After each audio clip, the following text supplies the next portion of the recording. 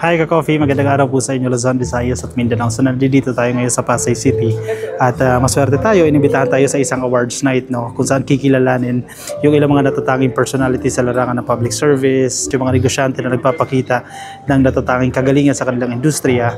Dadaluhan natin yan. Dito yan sa World Class Excellence Japan Awards. Actually sa isang taon, 2 beses ginaganap to.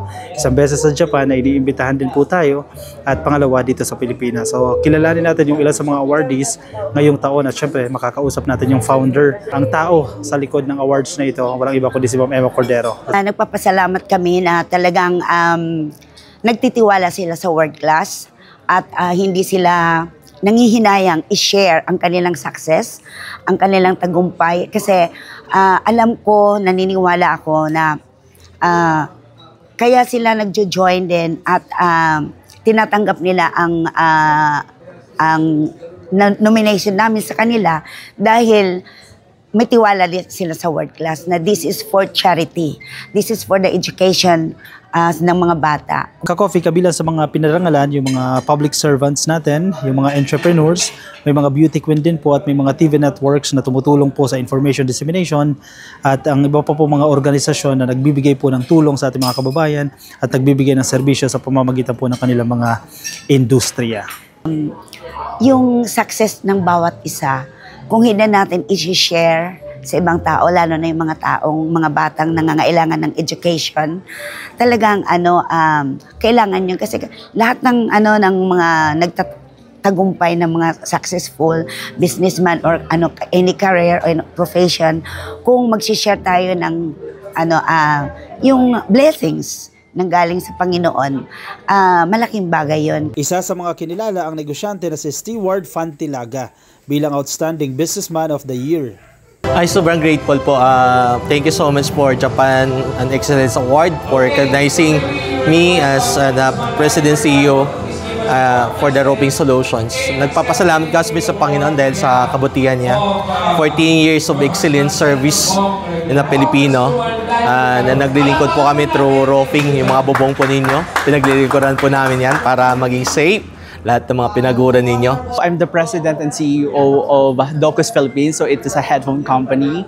And I'm also the president and CEO of A+ Falcons Freight Incorporated, which is engaged with the freight forwarding business. And also, I am the president and CEO of Macro Coffee Horeca Incorporated, so which is a coffee shop. So I also help with different organizations like the Philippine Heart Center. So I support those in needs, no, especially doon sa mga programs, the Philippine Heart Center.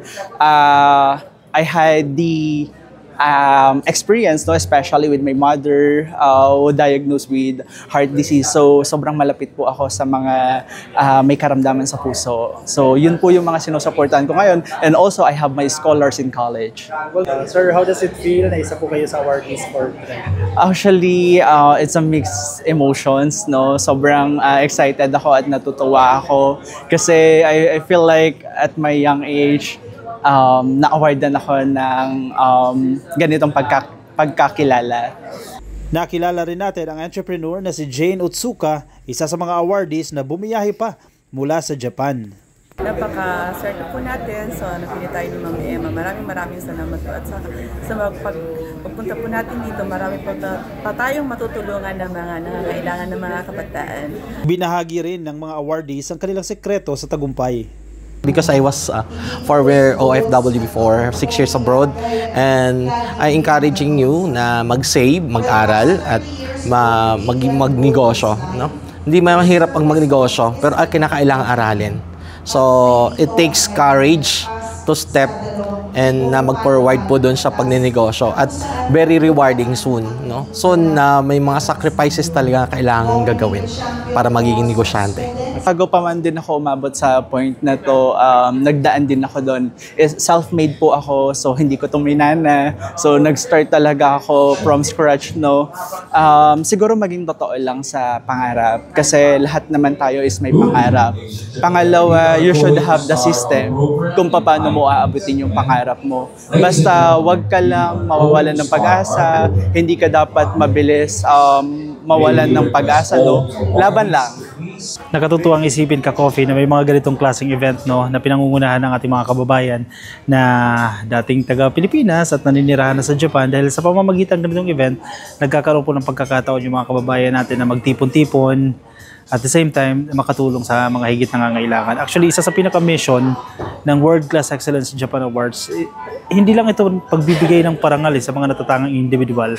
Malaki rin po yun na itutulong nito dahil natutulungan din po nito yung mga kababayan nating higit na nangangailangan. Matagal na po nila itong ginagawa. Actually, 13 years na ito. May mga scholars sila, may mga sinusuportahan sila sa pag-aaral, may mga sinusuportahan po ang organisasyon sa pagpapagamot nila. So, nakakatuwa na yung mga kababayan natin ay nagagawa nila mag-extend ng kanilang mga kamay para sa mga kababayan din natin na higit na nangangailangan. Actually, hindi lang naman ang World Class talagang nagsusupport. Mayroon din kaming yung sarili ko.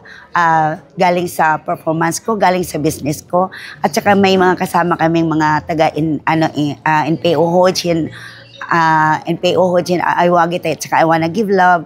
So, nandiyan nagpapasalamat ako na tumutulong na rin sila. At saka yung mga world-class achievers ngayon ay malaking pagpapasalamat namin kasi isa na rin sila na supporters sa mga scholars namin. Maraming salamat po at sana po wag po kayong manghinayang na at ikahiya na ipakita niyo sa ibang tao ang inyong success, 'di ba? Ang inyong shares ng blessings ng Panginoon. Ayun, nagpapasalamat po. Congratulations sa lahat po na nandito ngayon ng mga World Class Achievers. Again, congratulations po sa World Class Excellence Japan Awards sa isa pong successful na event na naman. Marami po ang natutulungan at marami po ang nabibigyan ng pagkilala. Sana matularan pa po ito at masundan pa. I'll see you ka-coffee in my next video. Yung mga nasa Facebook, pasuyo na lang ka-coffee. Please like and follow.